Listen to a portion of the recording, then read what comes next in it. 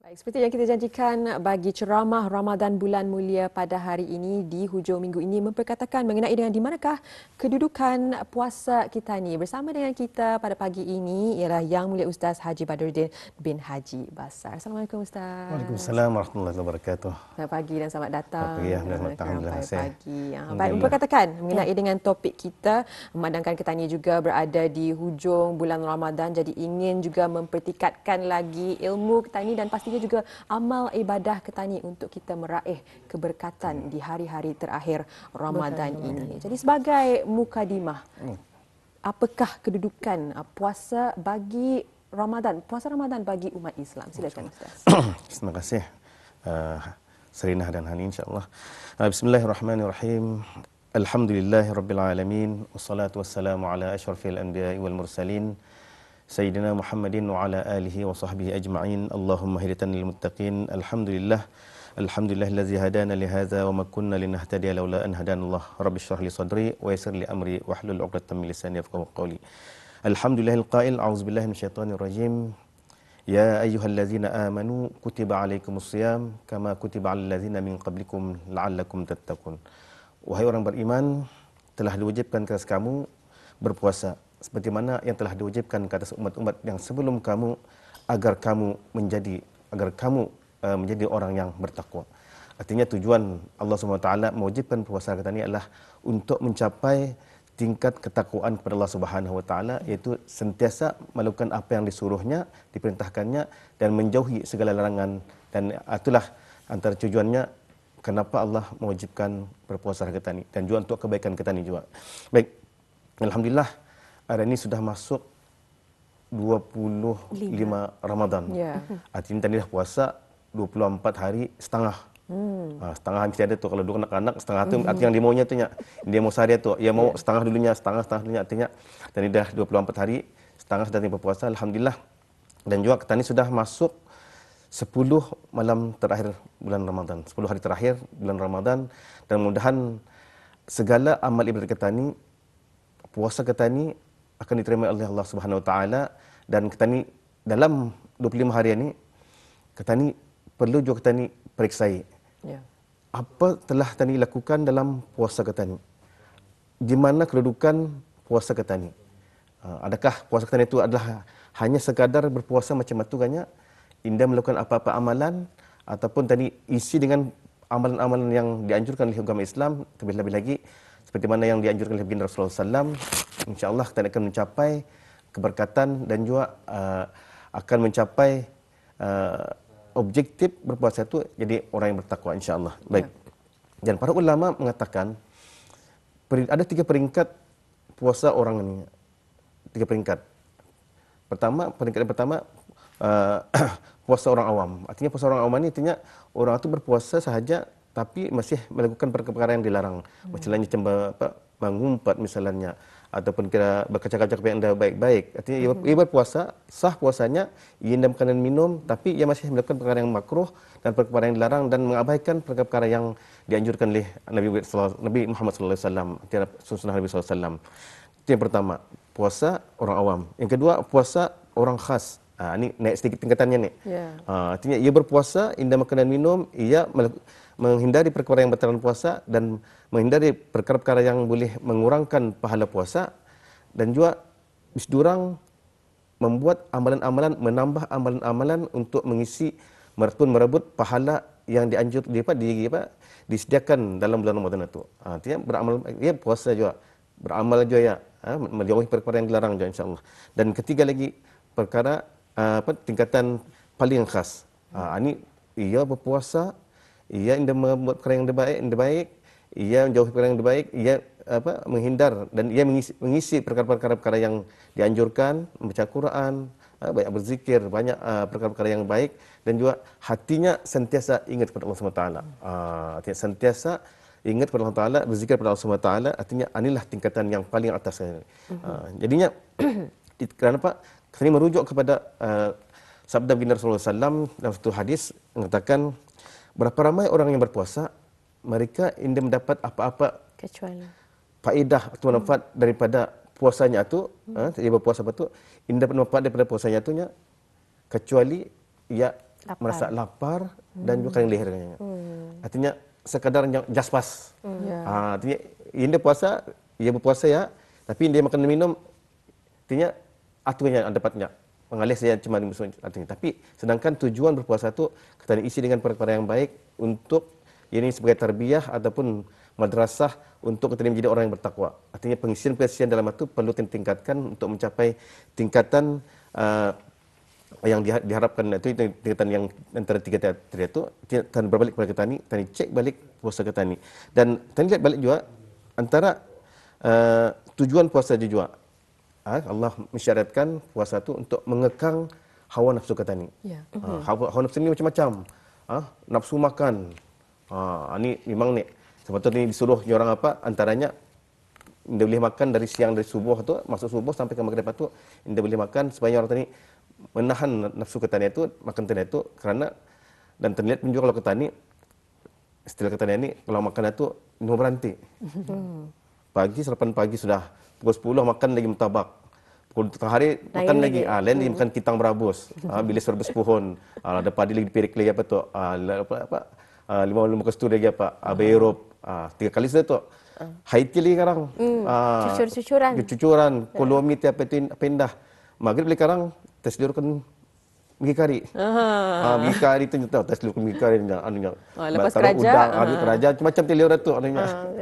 Lepas isyak makan lagi sama keluarga macam-macam makan. Lepas satu lagi kan tidur makan lagi. Supper. Supper lagi makan kerupuk chicken di satu bah. Mesti dalam pulang tu nanti ke satu pun sekitar mungkin ada yang dampit kali tu artinya macam makan itu Allah menyuruhkan ini supaya menahan nafsu makan tadi itu, mengurangkan nafsu tadi itu, karena ia boleh menyuruh membawa kemudaratan kalau tadi terlampau banyak makan tempat ini. Yang pertamanya. Dan kedua, tujuan berpuasa itu juga untuk mengekang nafsu marah katanya. Kita ini jangan sedikit kadang mudah marah. Orang didapat lambat sedikit mendrive, udah macam-macam bahapa kan siapa kan ninya. Kan diputung seperti ini, berbahaya jadi bahaya. Artinya mudah marah katanya. Tapi dengan berpuasa, ia boleh menurunkan rasa marah itu, tapi mengenang. Ya, kau ni berpuasa ni, dia boleh marah-marah. Sebab itu juga, Nabi SAW ada bersabda lagi, jika kamu sedang berpuasanya, Nabi, kalau kamu sedang berpuasanya, jangan bercakap yang tidak baik. Masa puasa, mulut itu dikunci, jangan cakap yang tidak baik. Kadang-kadang puasa itu, satu yang cakap yang baik, jangan cakap yang cabul-cabul, jangan bersumpah-sumpah, menyumpah-nyumpah orang, masa berpuasa itu, jangan menyumpah orang. Atau yang kedua, dan juga jangan memaki hamun orang, dan juga jangan berkelahi. Masa berpuasa. Artinya tujuan berpuasa itu juga supaya kita ingat bahawa tadi berpuasa ni dia boleh berkelahi, dia boleh buat yang tidak baik, dia bercakap yang tidak baik. Artinya untuk nyorot tadi dan juga yang Nabi SAW lagi menyambung, ataunya kalau kamu kena bawa cilinnya, istilah lama bercilin tu, kena cabar, kan berkelahinya, cakap kita orang-orang atunya, sungguhnya aku ni sedang berpuasa. Macam jawab saya macam kalau majal lagi nya, balaksannya, badan besar saya laksanya kita ni berkelahi tu nya, ni tempuasa ni nya, kalau kamu maunya, jangan aku ni berpuasa ni nya, memajal sampai 3 kali. Ila kastanya di luar tu nya belapas, kalau orang sila dulu belapas tu nya, kan berkelahi tu nya, jantan jadi larang tu nya, balaksannya berkelahi ni nya, jangannya. Aku ni berpuasa ni, kalau mau karang lepas sungkai. Layan tu juga. Tapi itu bagaimana tu kedudukannya? Adakah benar bolehkah tunggu lepas sungkai? Tapi sebenarnya ada orang cakap, jangan sebenarnya puasa ni walaupun pagi tapi malam itu tetap puasa dari segi adab ketani, jangan ketani perilaku ketani, kerana dilipat gandakan pahala tapi dosa juga dilipat gandakan. Jadi mungkin boleh diuraikan. Itu tujuannya tu puasa tu, ia melatih kita ni supaya orang jadi orang yang sabar. Apapun yang nabinya, kalau kawannya kena sabar saja, sabar kita puasa sabarnya menundukkan nafsu marah katanya itu dengan puasa tu teh manu tu mengetahui orang menjadi perisai. Perisai kita ni benteng. Itu yang menapis daripada marah tu artinya yang Nabi itunya masa puasa jangan dah ia melatih itu masa puasa tadi dah mau berkelahi apa tu dilarang. Masa berpuasa tu sama juga. Sekali-kali jangan tah berkelahi tu pun itu jangan tah berkelahi. Bukan dalam hal itu, minta maaf Ustaz, bukan dalam hal itu saja, kadang-kadang ada di kalangan kita ni rasanya masyarakat Melayu ganya ada gigiranannya. Selalunya perkataan-perkataan yang diluahkan masa gigiran ini macam-macam. Mungkin ganya yang indahnya apabila di bulan Ramadan itu dapat dikawal itu, Bah. Alhamdulillah. Mungkin ini antara perkara yang sebenarnya itulah yang dikatakan bulan puasa itu merupakan bulan tarbiyah. Mengajar kita ini untuk membentuk kembali kepada fitrah dan seumpamanya. Alhamdulillah. Itulah. Itu puasa itu bukan saya nyerang. Kita lihat tujuan itu untuk bertakwa. Takwa artinya indah melakukan perkara yang baik. Artinya macam tadi macam orang gigiran itu. Ia disengaja tuh, macam dia mana tahu kemudian itu kadang cuti macam-macam yang keluar betul ni. Tapi cuma tu apa yang menyasar tu ya apa yang dia gunanya. Sebenarnya bukan ke dia yang macam mana tu undang indah akan maut bagainya oleh kerana itu sudah satu itulah dimaafkan. Bagi orang yang macam tu memang gaya kita ini selalu macam yang mengatil. Jadi kalau jadi pembunuhan. Artinya alhamdulillah, artinya puasa itulah nyorang sebagai perisai dan juga membentuk tarbiyah madrasah ataupun sekolah untuk kami menjadi orang yang bertakwa dengan melakukan perkara yang disuruh oleh agama kami. Baik. Itulah nyatanya. Kalau dicabar pun juga untuk berkelahi masa puasa, begitu waktu puasa dan juga selepas berpuasa bersungkai pun juga jangan berkelahi. Tak ada istilah tunggu lepas sungkai. Itulah. Ya, dan kalau kita juga merujuk kepada topik yang kita ni merentangkan Rian, di manakah kedudukan puasa kita ni, macam mana ataupun apakah barangkali bentuk amalan yang dapat kita ni lakukan ataupun usahakan dalam hal meningkatkan kualiti dan juga kesempurnaan puasa kita ni, selain daripada sebagai mukadimah yang diterangkan yang mulia Ustaz tadi. Terima kasih. Baik. Artinya kita dah berpuasa, indah makan dan minum dan ditinggalkan perkara yang dilarang misalnya, tapi bukan sekadar itu saja. Puasa tadi pas, okey, pas. Sah puasa kita ni. Tapi banyak kosong macam itu, banyak kita ni perlu menambah untuk meningkatkan tingkatan puasa kita ni itu. Kita ni mau jadi orang yang di atas lagi, naik ke atas lagi. Artinya kita ni tambahi dengan amalan-amalan yang dianjurkan oleh baginda Rasulullah SAW. Tadi berpuasa kerana Allah Taala dan juga antara perkara yang disarankan ialah bersahur.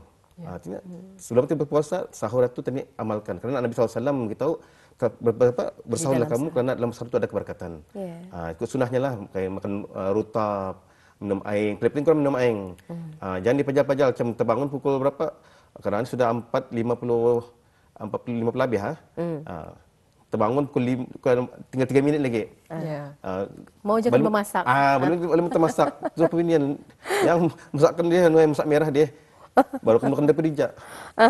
Menunggu akan menunggu licak macam mana gayanya. Artinya yang paling nabinya paling kurangnya minum air. Paling kurang minum air. Artinya itulah kira-kira meraih keberkatan. Puasa. Yang kedua sedekah. Sedekah ini amalkan sedekah kerana Nabi SAW baginda pemurah, apa lagi dalam puasa paling pemurah. Artinya dan juga sungkaikan orang. Artinya kita menyungkaikan orang 50 orang kita sungkaikan, pahala yang mesti orang 50 orang itu akan dapat rakyat tadi tanpa mengurangi pahala mesti orang. Pahala mesti orang tadi kita pahala kita ni campur dengan 50 orang pahala orang itu, bayangkan orang banyak baca Quran, banyak sedekah, pahala mesti orang itu kita ambil tanpa mengambil pahala mesti orang. Artinya itu orang sebagai orang peningkatkan kita untuk menjadi orang yang kualitasnya itu dan tingkatan yang mulia, tingkatan yang tinggi insya-Allah. Artinya untuk supaya kita orang mencapai keberkatan dan juga untuk mencapai matlamat orang yang bertakwa. Artinya apabila habis Ramadan, kita akan menjadi orang yang kebiasaan sudah membuat amalan. Bulan Syawal kadang jangan lupakan baca Quran, sedekah, menolong orang. Itu dan sebagainya amalan kita ini sebagai sampai akhir hayat kita ini, itulah orang tujuan berpuasa untuk menjadikan tadi orang yang bertakwa kepada Allah Subhanahu wa taala. Jadi 24 hari sudah kita ni berada di bulan Ramadan. Pada hari ini 25 Ramadan, 24 hari sudah berpuasa, 24 setengah tadi kata Ustaz. Jadi bagaimanakah kedudukan puasa Ramadan kita ni itu? Seperti Ustaz katakan, adakah kedudukan orang awam ataupun kedudukan khas ataupun yang lebih khas lagi? Jadi kita ni harapkan di beberapa hari terakhir Ramadan ini kita ni melipat gandakan lagi amalan kita ni, bukan saja kita ni tarbiyah dari segi segi panca indera sahaja, iaitu panca indera kita ni menahan lapar dan dahaga, tetapi panca indera kita ni yang lain juga dari segi mata, telinga, hati dan apa yang kita ni tuturkan dan apa yang kita ni rasakan. Jadi ribuan terima kasih kita ucapkan kepada Ustaz Haji Badruddin bin Haji Basar atas kesudian di pagi bagi ceramah Ramadan bulan mulia ini. InsyaAllah kita ni akan bersua lagi Ustaz. Assalamualaikum. Assalamualaikum. wabarakatuh. Alhamdulillah ya. Sesingkatnya kita bawakan dalam segmen Ramadan Bulan Mulia satu ceramah berkenaan dengan di manakah kedudukan puasa kita ni. Itulah yang dirumuskan juga oleh Yang Mulia Ustaz ya. Kita ni melakukan untuk mendapatkan puasa ataupun kualiti puasa yang baik di bulan Ramadan itu adalah dengan juga mengerjakan amalan-amalan yang dianjurkan, seperti bukan hanya intipatinya keutamaannya berpuasa, tetapi bersedekah, membaca Al-Quran, melakukan kegiatan-kegiatan yang boleh mempertingkatkan pahala kita ni, seperti melakukan kebajikan. Ya. Alhamdulillah. Baik, Rampai Pagi berakhir di sini untuk pertemuan kita hujung minggu hari ini 16 April bersamaan dengan 25 Ramadan 1444. InsyaAllah kita akan bersua lagi bersama saya Hani Yusof dan Sarina Yahya. Assalamualaikum warahmatullahi wabarakatuh. Jaga diri, jaga kesihatan.